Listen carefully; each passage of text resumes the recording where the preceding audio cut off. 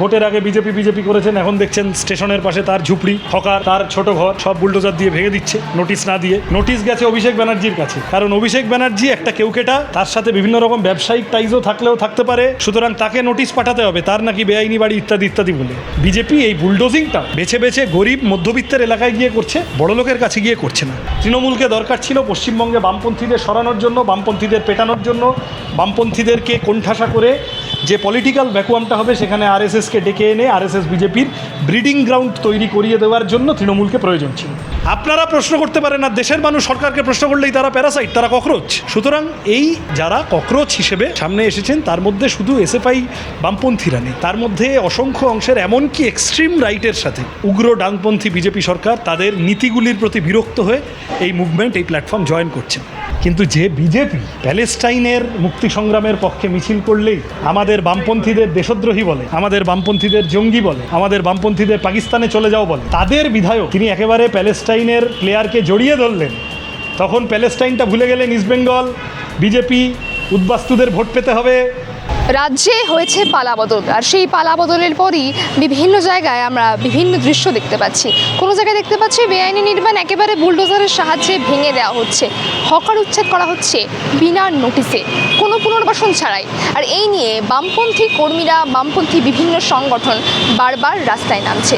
আর আজকে যখন এই বিষয় নিয়ে প্রশ্ন করা হলো সৃজন ভট্টাচার্যকে, তিনি ঠিক কী বললেন, পালাবদলের বাংলা ঠিক কেমন, জানুন সৃজন ভট্টাচার্যের মুখ থেকে। বিজেপি ক্ষমতায় আসার পর রাজ্য জুড়ে হকার উচ্ছেদ চলছে, বুলডোজার চলছে, কি বলবে? কি বলবো মানে এটাই তো বিজেপির লোকেরা তো যোগী আদিত্যনাথের বুলডোজার মডেলকেই একটা বিরাট ফুলিয়ে ফাঁপিয়ে বাংলার মানুষের সামনে এনে হাজির করেছিল। তো তারপরে যারা যেমন দিয়েছেন তেমন পাচ্ছেন। ভোটের আগে বিজেপি করেছেন, এখন দেখছেন স্টেশনের পাশে তার ঝুপড়ি, হকার, তার ছোট ঘর সব বুলডোজার দিয়ে ভেঙে দিচ্ছে নোটিশ না দিয়ে। নোটিশ গেছে অভিষেক ব্যানার্জির কাছে, কারণ অভিষেক ব্যানার্জি একটা কেউকেটা, সে একটা ব্যাপার, তার সাথে বিভিন্ন রকম ব্যবসায়িক টাইজও থাকলেও থাকতে পারে, শোনা যায় অনেক রকম কথা, সুতরাং তাকে নোটিশ পাঠাতে হবে তার নাকি বেআইনি বাড়ি ইত্যাদি ইত্যাদি বলে।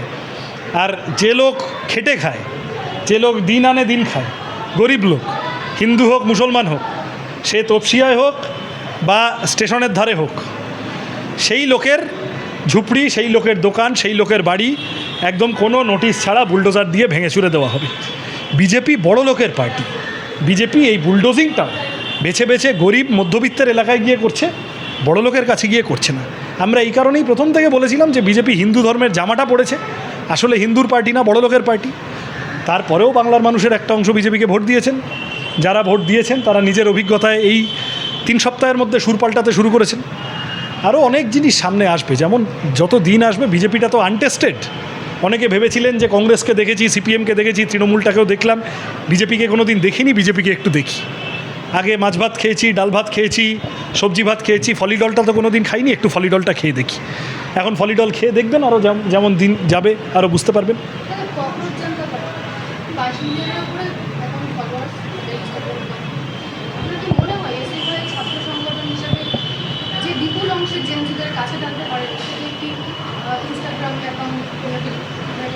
না, এটা মানে ফর অর এগেনস্টের ব্যাপার না।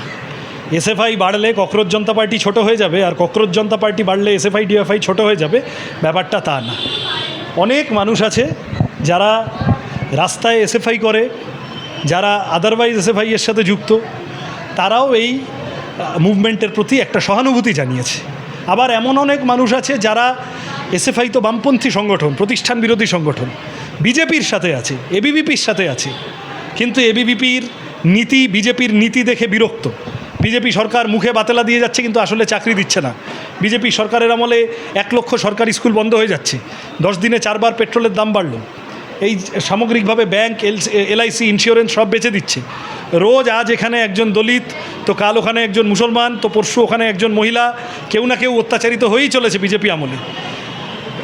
সব নেতারা তারা অন্য পার্টিতে হয়ে দুর্নীতি করছে, তারপর বিজেপিতে এসে ওয়াশিং মেশিনে শুদ্ধ হয়ে যাচ্ছে।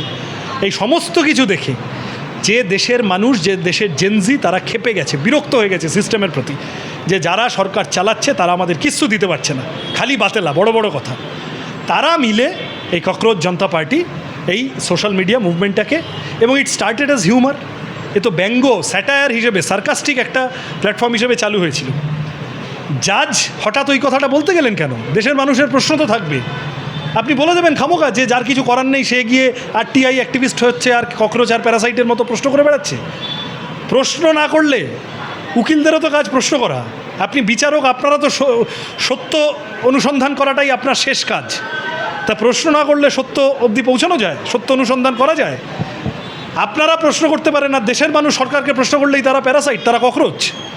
সুতরাং এই যারা ককরোচ হিসেবে সামনে এসেছেন তার মধ্যে শুধু এসএফআই বামপন্থীরা নেই, তার মধ্যে অসংখ্য অংশের এমনকি এক্সট্রিম রাইটের সাথে ভয়ানক ডানপন্থীদের সাথে মানসিক নৈকট্য আছে এমন মানুষও উগ্র ডানপন্থী বিজেপি সরকার তাদের নীতিগুলির প্রতি বিরক্ত হয়ে এই মুভমেন্ট, এই প্ল্যাটফর্ম জয়েন করছেন। আমরা এটার ফর এবং এগেনস্টে বলার বিষয় না, আমরা এটাকে দেখি প্রতিফলন, reflection of the anger and frustration of the young generation of India. সাধারণ মানুষ সরকারের প্রতি অনাস্থা পোষণ করছে, তার প্রতিফলন হচ্ছে এই প্ল্যাটফর্মটি। তারা এইভাবে গ্রো করে গেল, বিজেপি কংগ্রেস সবাইকে ছাপিয়ে এত এত তাদের ফলোয়ার, এবং ফাইনালি তাদের এক্স হ্যান্ডেল সাসপেন্ড করতে হচ্ছে, তাদের ইনস্টাগ্রাম অ্যাকাউন্ট ফ্রিজ করতে হচ্ছে। তার মানে রাষ্ট্রীয় ক্র্যাকডাউন নামিয়ে আনতে হচ্ছে। সরকার কোথাও না কোথাও তো ভয় পেয়েছে বটেই। আপনারা বলেন যে বিজেপি আমাদের রাজনৈতিক শত্রু, তারা উল্টোটা মনে করে। এই বাংলায় বিজেপি আসার পর কি বামপন্থীরা ভয় পেয়েছে? কেন ভয় পেতে যাবে? আমরা আমাদের আদর্শগত লড়াই নিয়ে উপস্থিত আছি। মাঝে তৃণমূলটা থাকায় একটা ধোঁয়াশার পরিবেশ তৈরি হতো। অনেক মানুষ আমাদের ভরসা করেন, আমাদের সাথে থাকেন, কিন্তু সেই মানুষ ভাবতেন যে আচ্ছা সিপিএম যদি এখন না পারে তাহলে থাক বাবা, তৃণমূলকে দিয়ে বিজেপিটাকে আটকাতে পারবে।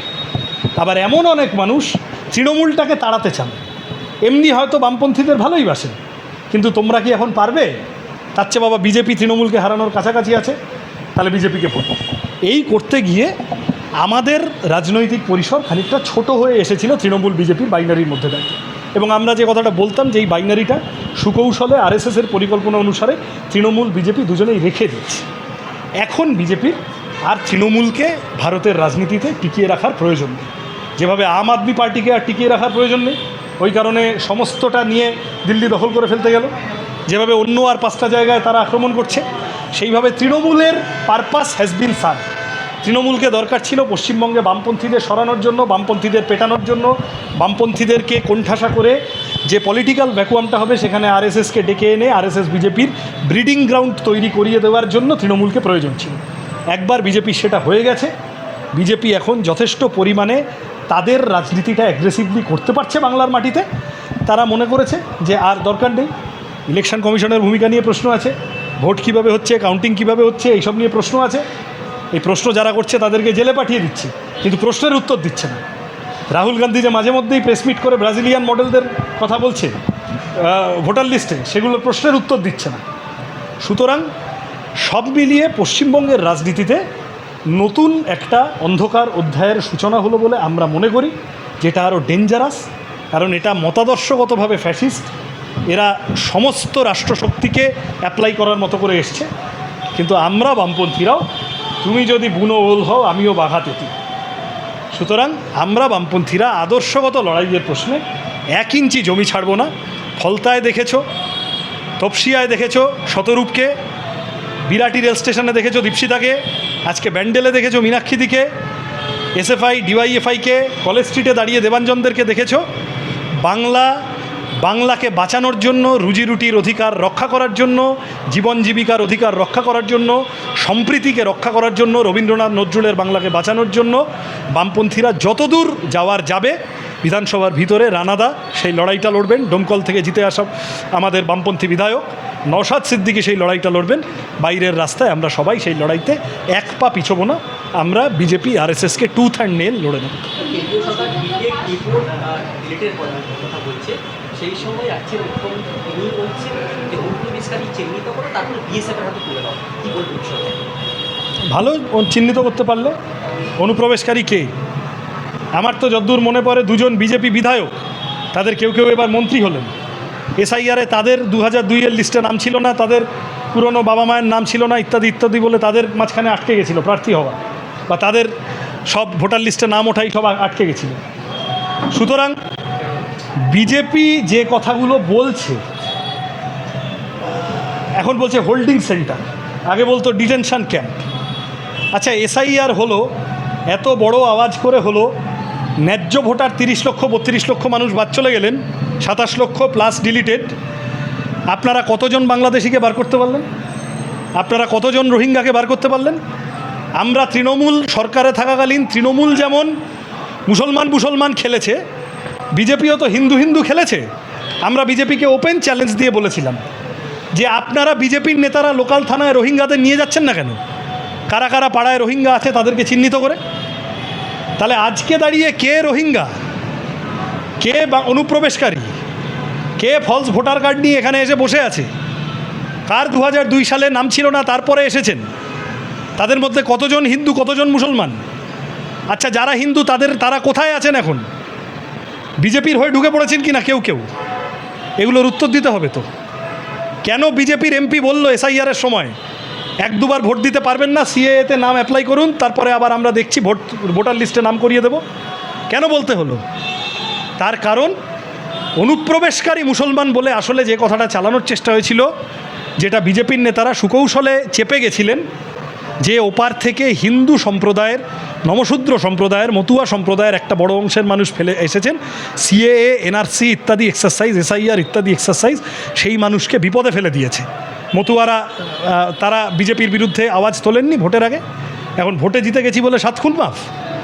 মানুষের নাগরিক অধিকারের জন্য আমরা বামপন্থীরা লড়াই করব, জাত ধর্ম দেখব না। যদি অনুপ্রবেশকারী, যদি বেআইনি কেউ থাকে, যদি সে এখানে এসে ঝামেলা পাকাতে চায়, সে যদি এখানে এসে জঙ্গি কার্যকলাপ করতে চায়, তাহলে তার বিরুদ্ধে আমার দেশের আইন অনুযায়ী সর্বোচ্চ ব্যবস্থা যাতে নেওয়া হয় তার জন্য বামপন্থীরা বলবে। কিন্তু বিনা দোষে মানুষকে হয়রান করা, এই যে পে লোডারে করে ফেলে দিয়েছে বাংলার মানুষকে অন্য দেশের সীমান্তে, সোনালী খাতুন অন্তঃসত্ত্বা মহিলা ডিপোর্ট করে দিয়েছে, এই ধরনের ঘটনা প্রমাণ করে যে বিজেপি আরএসএস তারা মানবতার শত্রু। ইস্ট বেঙ্গল জিতলো, দেখলাম বিজেপি নেত্রী জড়িয়ে ধরল। শুভেচ্ছা রইল। অরূপ বিশ্বাসের থেকে অন্তত এইটুকু শিখেছেন, ভালো কথা। আমার কিছু বলার নেই। বিজেপির যাদবপুরের বিধায়ক আমার দেখে ভাল লেগেছে, যাকে জড়িয়ে ধরেছেন তার নাম রশিদ। তিনি ইস্টবেঙ্গলের 22 বছর পর আইএসএল জেতার মুখ্য কারিগর। তিনি নিজে প্যালেস্টাইনের মানুষ। তিনি তারপরে ইন্টারভিউ দিয়েছেন যে আমি একজন উদ্বাস্তু, তাই আমি উদ্বাস্তুদের যন্ত্রণাটা বুঝি। আমার মতো ইস্টবেঙ্গল সমর্থকরা আমরা উদ্বাস্তু পরিবারের সন্তান, পিঠে কাঁটাতারের দাগ লাগা পরিবারগুলো, সেই পরিবারগুলো মিলে বুকে অনেক যন্ত্রণা নিয়ে ইস্টবেঙ্গল ক্লাব বানিয়েছিল। সেই ইস্টবেঙ্গল ক্লাব জিতছে এবং সেই জেতায় সুদূর প্যালেস্টাইনের উদ্বাস্তুদের যন্ত্রণা বোঝা একজন মানুষ, তার অবদান আছে। এটা আমাদের কাছে একটা রূপকথার মতো বিষয়, পোয়েটিক জাস্টিস আমাদের কাছে। কিন্তু যে বিজেপি প্যালেস্টাইনের মুক্তি সংগ্রামের পক্ষে মিছিল করলেই আমাদের বামপন্থীদের দেশদ্রোহী বলে, আমাদের বামপন্থীদের জঙ্গি বলে, আমাদের বামপন্থীদের পাকিস্তানে চলে যাও বলে, বিজেপি তাদের বিধায়ক তিনি একেবারে প্যালেস্টাইনের প্লেয়ারকে জড়িয়ে ধরলেন, তখন প্যালেস্টাইনটা ভুলে গেলেন ইস্টবেঙ্গল। বিজেপি উদ্বাস্তুদের ভোট পেতে হবে, দেশভাগের ক্ষত উস্কে দিয়ে উদ্বাস্তু ফ্যামিলিগুলোতে হিন্দু মুসলমান বিষ ঢালতে হবে। সেই কারণে এটাকে দ্বিচারিতা বলে কিনা আমি জানি না। আমরা বুঝি এইভাবে যে উদ্বাস্তুদের মুক্তি সংগ্রামে, উদ্বাস্তুদের অধিকারের সংগ্রামে বাস্তুহারা সমিতি ছিল, লাল ঝান্ডা ছিল।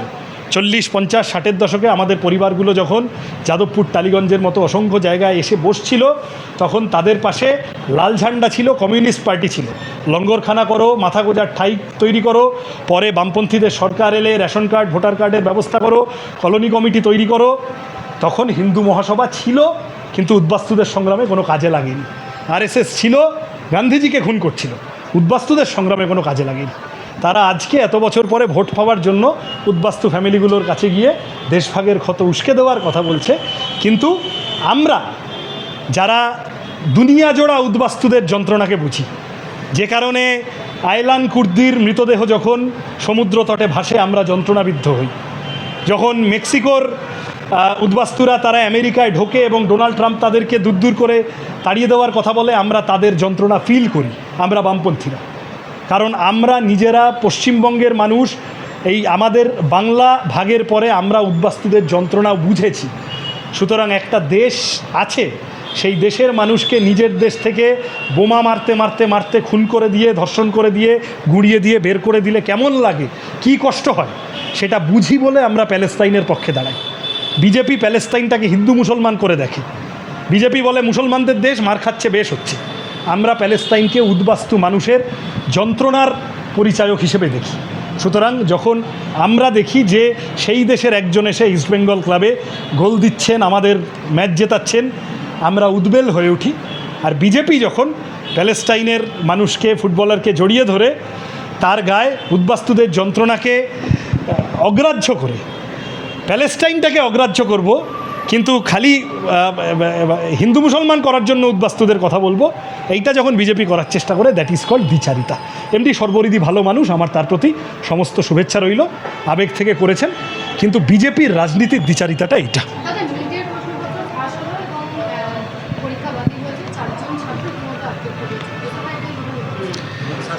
নিট বলো, নিটের পেপার লিক বলো, ইউজিসি নেট তার অনলাইন অ্যাপ্লিকেশনের ক্ষেত্রে বিভিন্ন ডিসক্রিপেন্সি বলো, সিবিএসসি পরীক্ষা তার রেজাল্ট নিয়ে ওই যে স্ক্যানারে ফেলে রেজাল্ট ইভ্যালুয়েশন করা ইত্যাদি ইত্যাদি, কী পরিমাণ গণ্ডগোল হয়েছে এবারে। কিছুদিন আগে স্টাফ সিলেকশন কমিশন এসএসসি নিয়ে গোটা উত্তর ভারত জুড়ে বিশেষত কী পরিমাণ গণ্ডগোল হয়েছে। এখন আরও নতুন নতুন বিভিন্ন পরীক্ষা, সেগুলো কিভাবে স্যাফ্রনাইজেশন হচ্ছে, আরএসএস করণ হচ্ছে তার। কেন্দ্রীয় সরকার তারা একটার পর একটা ক্ষেত্রে আউটসোর্স করছে বিভিন্ন এজেন্সিকে পরীক্ষা নেওয়া, ফেল করছে মিজারেবলি, এবং দেশের তরুণ প্রজন্মের বিপুল ক্ষতি করছে তারা। নিট আইসোলেশনে দেখার বিষয় নয়, এই যে ছাত্ররা আত্মহত্যা করলো তাদের রক্তের দাগ বিজেপি সরকারের হাতে লেগে থাকবে, মানুষ ক্ষমা করবে না।